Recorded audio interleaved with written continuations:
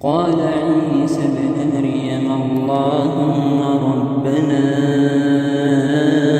أنزل علينا مائدة من السماء تكون لنا عيدا لأولنا وآخرنا وآية منك وارزقنا وأنت خير الرازقين. قال الله إني منزلها عليكم فمن يكفر بعد منكم فإني أعذبه عذابا لا أعذبه أحدا من العالمين.